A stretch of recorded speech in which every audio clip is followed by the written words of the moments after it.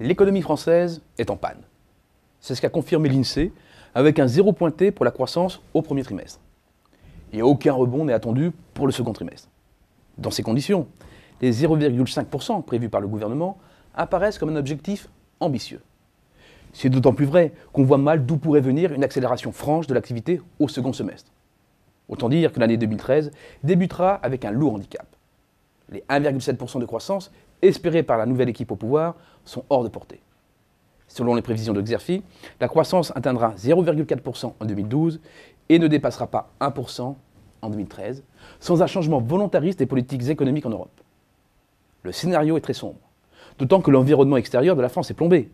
Sur nos 5 premiers clients, 3, l'Italie, l'Espagne et le Royaume-Uni, sont en récession. Et seulement 2, l'Allemagne et la Belgique, sont encore en progression. En d'autres termes, la demande mondiale adressée à la France est vitrifiée. Ce n'est donc pas certainement de l'extérieur que viendra le sursaut. C'est du reste une tendance lourde. Depuis 2002, la contribution du commerce extérieur à la croissance d'ensemble a systématiquement été négative. Restent donc les forces vives de la demande intérieure, notamment la principale, la consommation.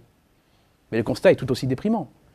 Alors certes, la consommation n'a pas décroché au premier trimestre qui s'est soldé par une progression de 0,2%. Un chiffre modeste et en trompe-l'œil, car il doit tout à la seule flambée des dépenses d'énergie consécutive à la vague de froid de février. Le poste énergie, eau, déchets a bondi de 7,6% sur les 3 premiers mois de l'année. Sans cet incident, qui a pesé sur le budget des ménages, la consommation aurait baissé, car ce n'est pas l'ersatz de hausse dans les services, plus 0,1%, qui aurait pu compenser la chute de 0,5% des achats de produits manufacturés.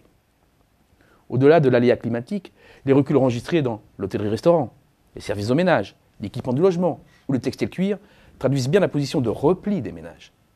Et la donne ne changera pas à court d'années. Le pouvoir d'achat par unité de consommation, c'est-à-dire qui tient compte à la fois de la croissance de la population et de la structure des ménages, a reculé au 3e et 4e trimestre 2011. Et tous les paramètres convergent pour que le mouvement s'accentue en 2012. Du côté des ressources, on sait que les entreprises n'ont plus aucune marge de manœuvre.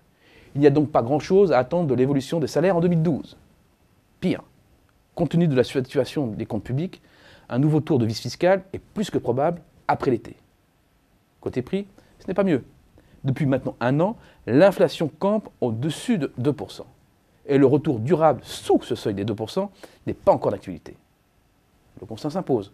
Le pouvoir d'achat par unité de consommation reculera en 2012. Il reculera de 0,7% selon notre prévision. Avec un tel scénario, les Français ont du mal à consommer davantage. Certains, même, devront consommer moins. Ce qui nous mène droit, selon notre prévision, à une consommation globale étale, en hausse de seulement 0,3% cette année et de 0,7% en 2013. C'est bien loin des moyennes annuelles enregistrées entre 2000 et 2010. Du côté de la dépense publique, le durcissement budgétaire ne fait que commencer et il ne faudra pas compter sur un quelconque rebond de la consommation publique ces prochaines années pour soutenir la croissance. Restent les entreprises et leurs dépenses d'équipement pour dynamiser l'ensemble. Et là aussi, c'est la douche froide. Après une fin d'année 2011 très dynamique, l'investissement des entreprises a violemment décroché début 2012. Une rechute qu'il convient de relativiser.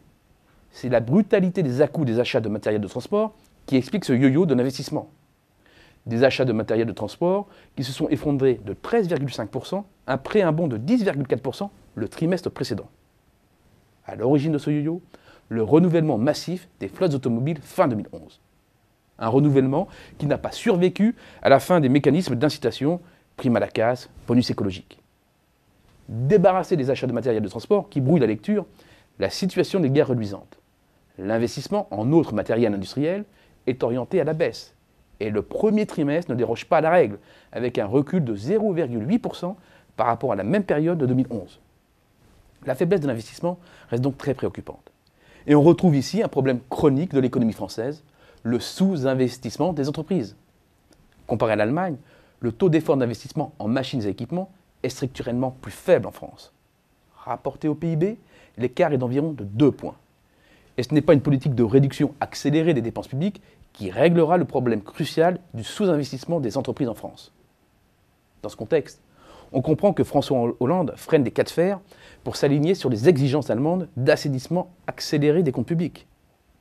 Même les gouvernements conservateurs d'Europe du Sud prête désormais une oreille attentive à la revendication française d'un volet de croissance ajouté au pacte européen.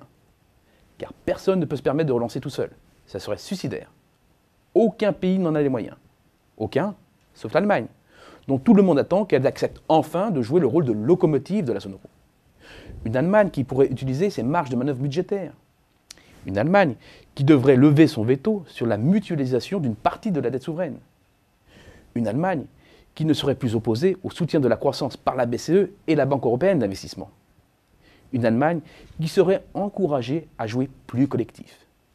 Sans un changement d'état d'esprit dans l'équipe européenne, le compteur de la croissance française est déjà bloqué pour 2013.